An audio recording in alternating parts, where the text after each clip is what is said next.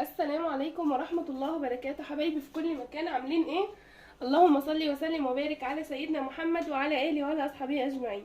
ازيكم؟ عاملين ايه؟ وحشتوني كتير. النهارده هنعمل حاجة سهلة كده وبسيطة. كلنا عندنا بقى من اللحمة بتاعت الأضحية او لحمة العيد، عندنا حتة لحمة مفرومة كده مرمية في الفريزر، وزهقنا بقى من اللحمة والخضار، مش عارفين نعمل ايه.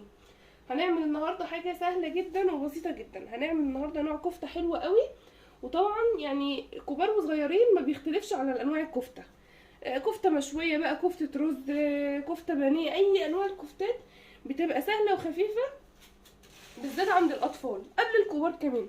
والجو كمان حر كمان جدا، فايه عايز كفتات وحاجات كده، يعني بانيهات، سندوتشات كده. هنعمل النهارده يعني باختصار عشان ما نطولش عليكم. هعمل النهارده كفته داوود باشا، طريقه سهله جدا وبسيطه جدا جدا. عندي هنا نص كيلو من اللحمه المفرومه، تمام، فيها نسبه دهن بسيط خالص زي ما انتم شايفين كده، عشان خاطر يعني تديها طعم وفي نفس الوقت ما تفكش مني. حلو. احنا هنقول دلوقتي الاساس بتاع الكفته والحاجه اللي هتتعمل مع الكفته، الصلصه بتاعتها. فانا هقول احط المقادير كلها مع بعض عشان خاطر ايه، يبقى كله مع بعضه. هقول بسم الله. طبعا الكميه بتاعت اللحمه دي انت بترجعي لها، ممكن تعملي ربع كيلو، ممكن تعملي نص كيلو، ممكن تعملي كيلو، اللي تفضلي. هقول بسم الله. انا عندي هنا نص كيلو من اللحمه المفرومه زي ما انتم شايفينها كده. عندي يعني عودين 3 كده بقدونس بيديها طعم حلو قوي. عندي بصلايه مبشوره مبشوره ناعم خالص كده عشان اخلطها مع الكفته. البهارات بتاعتي بقى ملح، فلفل اسود، والبهارات المشكله اللي احنا كنا عاملينها. فاكرين الشويه اللي بقوا معانا الصغيرين، فضيتهم كده في برطمان صغير وشلتهم. مش هحط بهارات تاني. طب انا لو مش عندي البهارات دي هعمل ايه؟ حطي بقى قرفه، حطي جنزبيل، حطي بابريكا، تمام، توم باودر، بصل باودر كده. انا بصراحه ديت زي ما قلت لكم بعملها، بتوفر عليا وقت ومجهود وحاجات كتير احطها.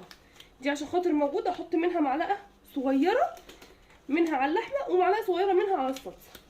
تمام، يبقى ديت كده المقادير بتاعه اللحمه. تمام. نحط عليها كده الملح عشان بس ايه، يعني اشيل التانيين دولت عشان خاطر ما تفتكروش ان هي كتير. ده كده الملح، الفلفل الاسود، البهارات المشكله، بصوا شكلها عامل ازاي وريحتها تحفه. حط كمان ايه شويه كده ما نستخسرش. تمام. البهارات دي هنستعملها تاني في الصلصه، عشان كده هخليها جنبي. وهحط شويه البقدونس، مش كتير، بصوا شويه صغيرين كده، يعني ملو ايدي كده. تمام. وهحط عندي البصلايه المبشوره زي الفل. دي كده الحاجه بتاعت الكفته. وعايزه احط لها كمان سنه توم صغيره جدا، قد فص توم مثلا، بيدي نكهه وطعم حلو قوي. التوم مع البصل مع الصلصه دول هنستعملهم في التسبيكه بتاعتها. تمام. يبقى دول كده نخليهم على جنب ونشتغل في الكفته. عندي هنا كمان معلقتين كده من الدقيق او 3 معالق من الدقيق، دول اللي هنعفر فيهم الكفته عشان نقليها فيها. اساس الكفته زي ما احنا متفقين الدمج، يعني ايه، نعملها ندعكها حلو قوي، شمر كده وندخل معاها مطش زي ما بيقولوا. نقول بسم الله. مقاديرها سهله جدا ومكوناتها سهله جدا. بصوا كده. عايزه تصفي البصلايه اوكي ماشي، مش عايزه خلاص. هي اصلا بصلايه يعني مش هتفك اللحمه، هتطلع معانا دلوقتي زي الفل. اهم حاجه بس نخلطها كويس، ندمجها كويس قوي كده. تمام، عشان خاطر ما تشققش معايا لما اجي اقليها، ما تشققش معايا وما تجيش تفك مني. بصوا كده لحد ما الخيوط بتاعتها تبان زي ما احنا متفقين، ما يبقاش فيها باين خلاص بصل من خضره من لحمه، يبقى كله كده. ممكن كمان تديها لفه في الكبه لو عايزه، بس ما دام انا خلاص دعكتها كده وسمختها حلو، اسمها سمختها.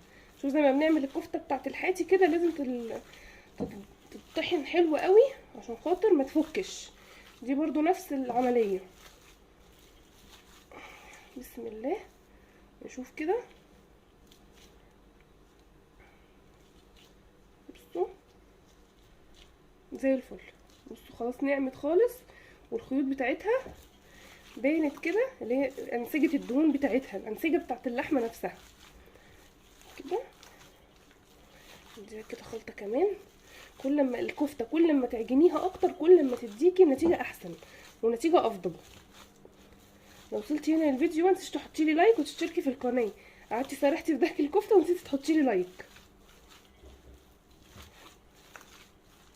تمام كده خلاص كده زي الفل. ممكن تحطيها في التلاجة شويه وممكن تشتغلي بيها على طول. انا كده هشتغل بيها على طول. طبعا حجم الكوره ده انت بتتحكمي فيه، بس حاولي ايه توسطني ايدك. بصوا هي باينه معايا تمام. بصوا عامله ازاي. هنزل عليها بالدقيق.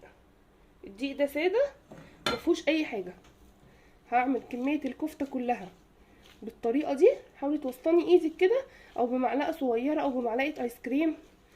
طبعا السمك الحجم دوت انت تحكمي فيه، عايزاها كبيره عايزاها صغيره اللي تفضلي. بصوا ناعمه خالص اهي مختلطه كلها. هكمل بقى بقيه الكميه كلها وهرجع لكم تاني، استنوني. بصوا يا حبايبي خلاص كده انا خلصت كميه الكفته بتاعتي. هحطها بس في طبق اكبر عشان اعرف ايه ابدرها كده بالدقيق حلو كده كده. ادحرجها، شفتوا الدحرجه بس كده كده زي الفل. انا مش عايزاها تشيل كميه دقيق كتير ولا حاجه كده بالمنظر ده. اطلعها كده اصفيها كده من الدقيق كلها، وبعد كده نروح على البوتاجاز نشوف هنعمل ايه مع بعض. بصوا حبايبي خلاص كده انا كورت الكفته كلها زي ما انتم شايفين. عندي هنا طاسه جريل اي حاجه وحاطه فيها شويه زيت. هحمر فيهم الكفته كده بالطريقه العاديه خالص. احمرها كلها من جميع الاتجاهات، تاخد لون كده وتتحمر وتنشف من كل الاتجاهات، ونرجع مع بعض تاني نكمل. بسم الله. بالدقيق بتاعها اللي احنا مقفرينه كده. احمر الكفته بقى زي ما بحمر كده اي كفته عندي. بس يا كريم كده هحمرها بقى ونرجع مع بعض تاني نكمل، استنوني. خلاص كده الجريل عندي خد كل الكميه. خلاص يا حبايبي كده شايفين منظر الكفته زي الفل كده. ثانيه واحده يا دكتور. هبتدي بقى خلاص. بصوا كده شكلها بسم الله. بصوا الشكل بتاعها التحفه ده. مش هصفيها من الزيت ولا اي حاجه، انا عايزه القصاره بتاعتها والجوز بتاعها اللي نازل ده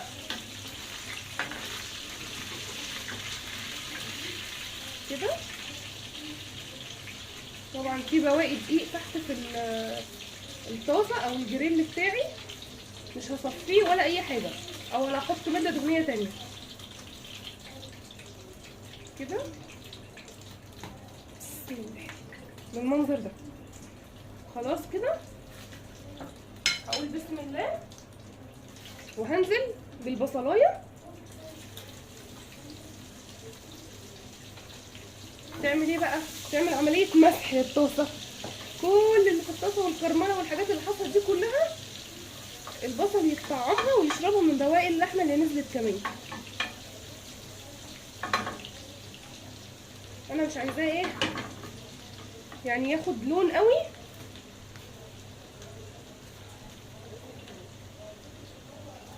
مجرد بس كده ما يشم النار هنزل عليه بفصين 3 كده من الثوم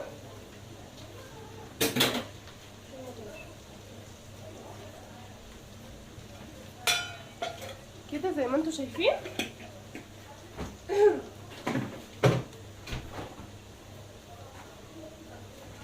مجرد بس ريحه الثوم ما تطلع معايا خلاص كده. ممكن تحط قرن فلفل كمان حامي او رومي، بس انا ايه يعني استفدت بيها كده. بس ممكن يعني متاح تحطي. الاكل ده هي اذواق، يعني الحاجه اللي بتحبيها اعمليها، ما تلتزميش بوصفه معينه او بحاجه معينه كده.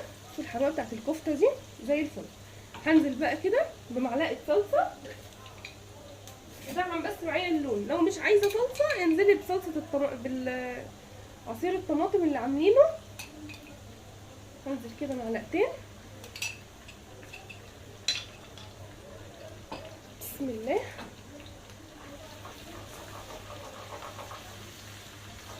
كده بس نديها تشويحه كده عشان نطير المضغ الحافظه اللي فيها.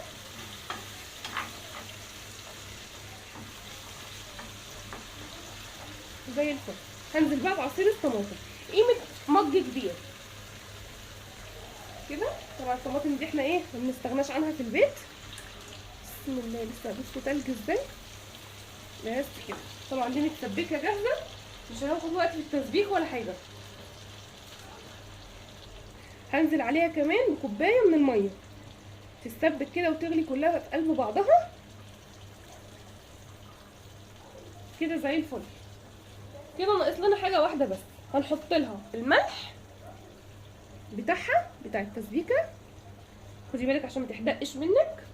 وهنحط الفلفل الاسود، نفس البهارات اللي حطيناها على الكفته نفسها، والبهارات المشكله اللي احنا عاملينها. ما عندكيش البهارات دي او مش عاملاها يبقى اتفقنا هنحط فلفل اسود، نحط بابريكا، نحط جنزبيل، نحط قرفه، بتدي نكهه وطعم حلو قوي. بس انصحك تعملي بجد التوابل دي، مش هتستغني عنها كده زي الفل. 5 دقايق تغلي معايا الصلصه ونرجع نحط الكفته مع بعض ونقدمها ونشوف شكلها في النهايه يبقى عامل ازاي. استنوا. خلاص يا حبايبي كده الصلصه بتغلي معايا كويس جدا. ما ينفعش تبقى بارده، لازم تكون بتغلي كده من كل حته بتبقبق. شايفين البقبقه؟ هنزل عليها بقى بالكفته بتاعتي كلها. بصوا حتى بالعصاره اللي نزلت بيها، بسم الله. مش عايزين طرطشه ولا عايزين حاجه، كلها كده في قلب بعضها. طبعا هي خلاص يعتبر ايه اكتر من نص تسويه الكفته. هسيبها بقى كده على النار لمده 10 دقايق. 10 دقايق هغطيها واسيبها 10 دقايق الصلصه تتكثف شويه بتاعتها، ويبقى كده خلاص خلصنا.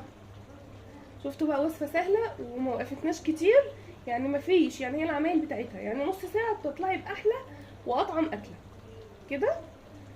وبعدين الصوص ده بقى هيبقى جبار مع شويه مكرونه. بعمل شويه مكرونه كده جنبيه عشان خاطر ننزل بيه. بصوا بقى المنظر، بسم الله. بصوا التحفه، بصوا عامل ازاي وريحته قلب المكان. هسيبه بقى 10 دقايق وبعد كده نرجع نقدمه مع بعض ونشوفه هيبقى شكله عامل ازاي. استنوني. بصوا حبايبي خلاص كده الكفته بقى شكلها زي ما انتم شايفين كده جبار. بصوا الصوص بتاعها عامل ازاي، والله الاضاءه ظلمها. لما نروح هناك كده الدنيا تنور اكتر وهتبقى ايه تحفه جدا. دلوقتي هقدمها انا دلوقتي مع مكرونه. سلقت مكرونه سباكيتي بالطريقه العاديه جدا، بس التاتش الاخير بقى بتاعي هحط لها كده رشه بقدونس كده، هتدي ريحه وهتدي طعم تحفه كده. تمام كده وزي الفل. نقدمها بقى في الطبق ونشوف شكلها النهائي. استنوني.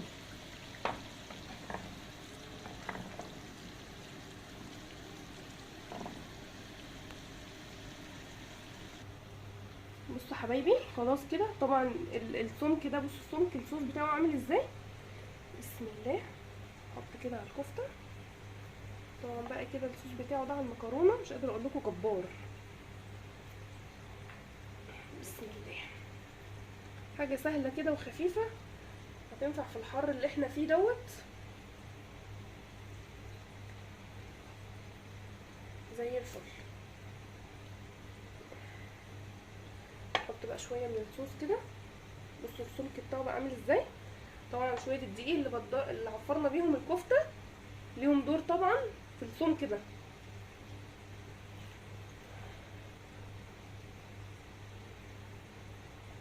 تمام كده حلو كده زي الفل. كده تكون وصفتي خلصت النهارده. يا رب تكون عجبتكم ونالت رضاكم. اتمنى تجربوها وتقولوا لي رايكم في الكومنتات. اتمنى منكم بقى دعم وشير وسبسكرايب في القناه، واستنوني في وصفات تانية احلى واحلى. والسلام عليكم ورحمه الله وبركاته.